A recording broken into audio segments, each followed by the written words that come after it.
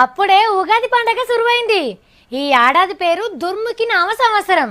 పేర్ల దుర్ముఖున్నది కానీ అంతా మంచే జరుగుతుందట. ఆనలు బాగానే కొడతాయని అయ్యవారు పంచాంగం చదివిండు. ఈ ఏడు ఎవరి పేరు మీద ఎట్లుంటది, అయ్య పేరు మీద రాబడెంత పోబడెంత, పిల్లలకు పెళ్లి యోగం ఉన్నదా, పిల్లగానికి లగ్గం బలం ఎప్పుడున్నది, మంచేంది చెడేంది, ఇవన్నీ మీరు కూడా తెలుసుకుంటారు కదా. మంచిగా బెల్లం బచ్చాలు తిని షర్బత్ దాగి పండుగను సంబరంగా చేసుకోండి. ఉగాది పండుగ అంటే గవర్నర్ బంగ్లాలనే చూడాలి. తెలుగుదనం కళ్ళ నిండా చూడొచ్చు. అగ చూడుండ్రి నరసింహం సారు ఎంత ముద్దుగా తయారైండో.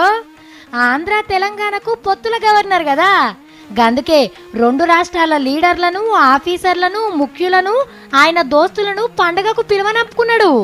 దత్తన్నకు హోలీ పండగ రంగు ఇంకా ఓనట్టుంది కదా. చిరంజీవి సార్ కూడా వచ్చిండు. సినిమాల మంత్రి సీనన్న పక్క పొంటే కూర్చున్నాడు. చిరంజీవి సార్ 150వ సినిమా గురించి మాట్లాడుకుంటున్నట్టున్నారు. కేసీఆర్ సార్ రాని వచ్చిండు. ఎంత మంచిగా ఎదుర్కొన్నాడో చూడుండ్రి. ఓంబత్తితోని దీపాలు ముట్టించి ఉగాది పండగను షురువు చేసిండ్రు. వచ్చినోళ్ళ నోరు తీపి చేసి ఉగాది షర్బత్ దాగిపించిండ్రు. ఇంతల్నే అయ్యవారు పంచాంగం చెప్పుడు షురువు చేసిండు. ఇక చూడుండ్రి ఎంత శ్రద్ధగా వింటున్నారో.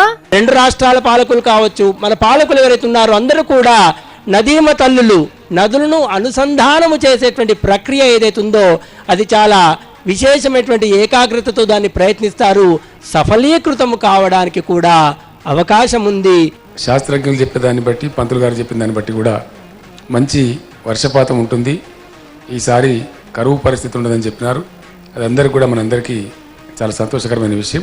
ఎన్కషిరి గానా బజానా పెట్టించిండు. ఆట పాటలతోని ధూమ్ ధామ్ గా నడిచింది. ఇట్లా కేసీఆర్ సార్ పోయిండో లేదో అట్లా చంద్రబాబు నాయుడు సార్ వచ్చిండు పండక్కు. నేనైతే ఫ్రంట్ లో వచ్చాను కానీ గవర్నర్ గారిని చూస్తే అచ్చ తెలుగు వారు ఎట్లుంటారో ఆ విధంగా ఉన్నారు.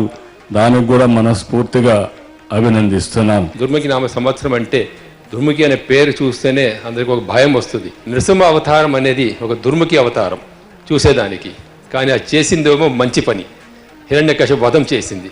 కానీ ఆ దుర్ముఖి అనేది ఏంటో ఎప్పుడు కూడా మంచి కార్యమే చేస్తుంది, అన్ని పాపాలు అన్నీ తీస్తుంది.